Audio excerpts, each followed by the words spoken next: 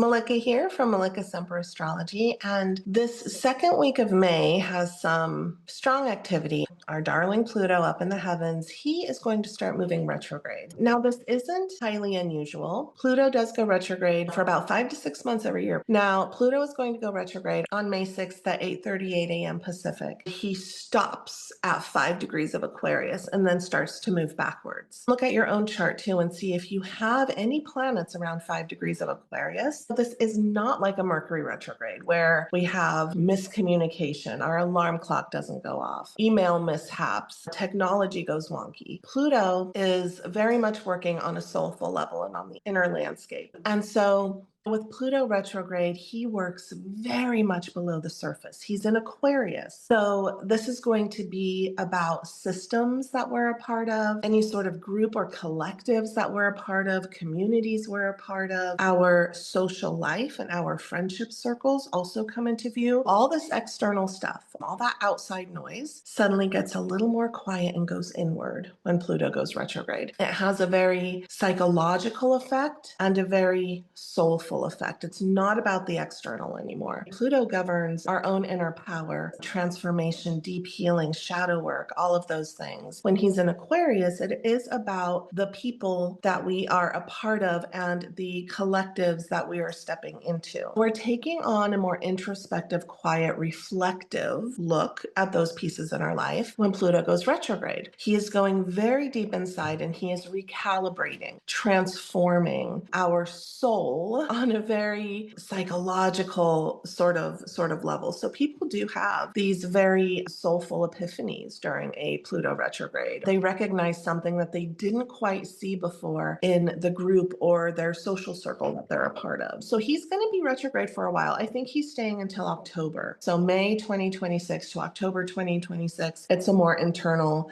version of that Plutonian in Aquarius energy. Now, the other thing happening this weekend, Friday, Saturday, and Sunday, we are under an Aquarius moon. The thing to take note of this weekend, May 8th, 9th, and 10th, is that the sun is in Taurus. So when we have Taurus and Aquarius in the heavens, things can get a little bit clunky because the sun and the moon are squaring each other. And when they square each other, there is a conflict or a dynamic that needs a lot of holding, mindfulness, paying attention to. So let's talk about just the moon in Aquarius weekend. I mean, it would tend to be a more social weekend. We want to find the people. We want to find the thing that we can fight for. Our humanitarianism sort of surfaces. We want to stand up for the ones who don't have a voice or who can't fight their own fight. So all that to say is it is a weekend to go out and find your people. The more spontaneous we can be, the better. We're sort of flying by the seat of our pants. We don't need a solid plan. We want to step into where there is energy and where we feel energized and go with the flow. And the sun being in Taurus,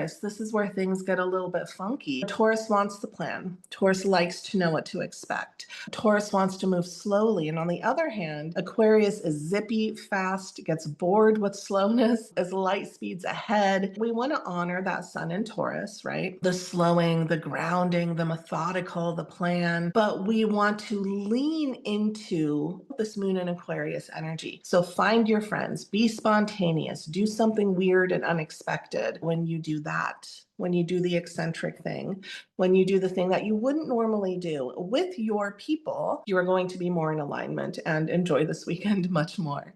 All right, you guys, thanks for watching, and I will be back.